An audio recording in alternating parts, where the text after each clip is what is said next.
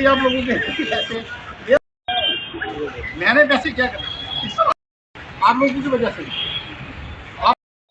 जिंदाबाद एमएलए के एमएलए जाने के बाद आपने ये सोचना कि हम हमारे संबंध जो है हमारे पारिवारिक रिश्ते बनने चाहिए।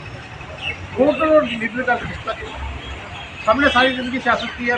एमएलए के एमएलए जाने के बाद आपने ये सोचना कि हम हमारे संबंध जो है हमारे पारिवारिक रिश्ते बनने चाहिए। वोट और लीडर का रिश्ता हमने सारी जिंदगी सियासत की है। एमएलए ठाकर रणधीर सिंह जी जिंदाबाद।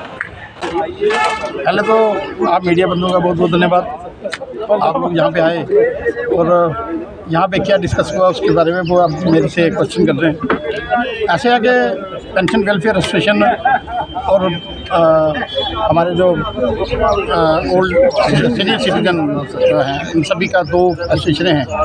इन दोनों के जरिए मुझे बुलाया गया और असेंबली चल रही थी।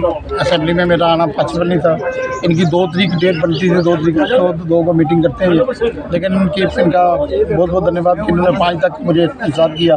तो आज का डेट फिक्स हुई थी। मैं सुबह आया, यहाँ पे सारे सीनियर लोग थे, बड़े पढ़े लिखे लोग, कोई DF रिटायर्ड, कोई तहसीलदार रिटायर्ड, कोई एजुकेशन से लोग रिटायर्ड, कोई CO रिटायर्ड और काफ़ी रिटायर्ड लोगों का इनका तजर्बा जो है वो मुझे सुनने में मिला। इनके तजर्बे को मैंने अडॉप्ट करने की कोशिश करूँगा और मुझे लगता है कि इन लोगों से बैठ के जो मैंने सीखा आज 2 घंटे में, मुझे लगता है कि शायद बड़ी बड़ी रैलियों में हम लोग जाते हैं, बड़ी बड़ी जगह जाते हैं, मुझे लगता नहीं है कि इतना तजर्बेकार वहाँ पे हमें तजर्बा मिलता है। बहुत अच्छे अच्छे ज्ञान मिले और मैंने इनसे इसी सिलसिले में बात करते करते काफ़ी लंबा समय हो गया।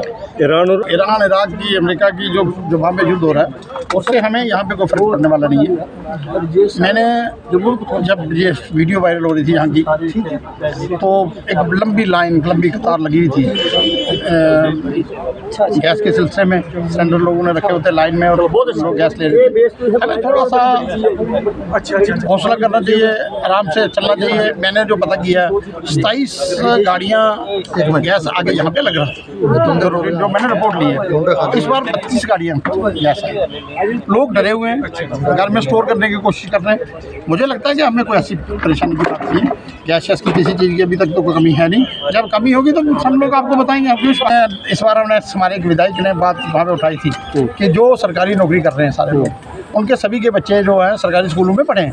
तो मुझे लगता है इससे बढ़िया कोई स्टेप हो नहीं सकता। सरकार अगर इस पर कंसिडर करेगी तो सरकार को चाहिए कि सारे के सारे लोग अपने सरकारी स्कूलों में पढ़े और सरकारी स्कूलों में पढ़े लिखे टीचर्स, वेल क्वालिफाइड टीचर्स और PhD करके लोग बैठे हुए हैं, टीचर जो PhD की है।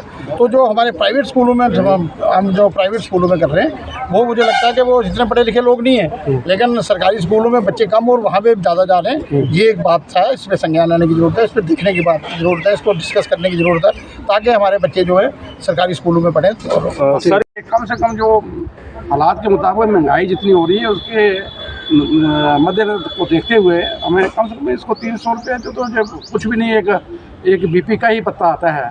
तो मिनिमम जो है, हम ज़्यादा नहीं कहते, लेकिन जो 1000 रुपये जो दे रहे हो इस वक्त, बाकी रियासत दे रही हैं, इनको देना चाहिए हमारे एम्प्लॉइज़ को भी और पेंशनरों को भी। साथ में जो हमारा 8th पे कमीशन जो केंद्रीय सरकार जो बना रही है उसमें सुझाव मांगे गए थे, उसमें भी हमने पिछली बार भी आपके माध्यम से केंद्रीय सरकार के खजाना मंत्री जी से ये निवेदन किया था कि खास करके पेंशनों का भी बहुत ध्यान रखा जाए।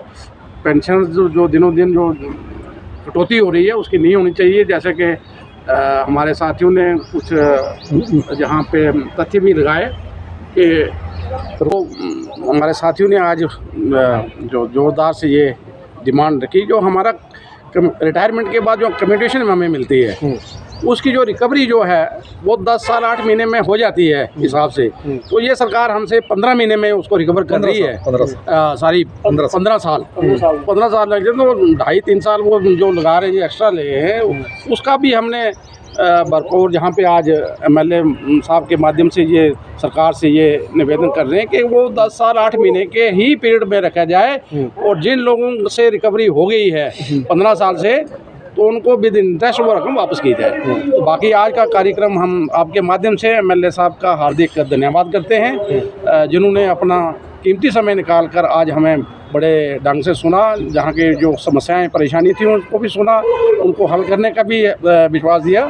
तो आपके माध्यम से एक बार फिर मैं उनका धन्यवाद करता हूँ पूरे साथियों की ओर से, दोनों ऑर्गेनाइजेशन की ओर से। हमारे सेक्रेटरी साहब महोदय ने भी बड़ा अच्छा कार्यक्रम जो चलाया, सबका धन्यवाद और आपका भी धन्यवाद।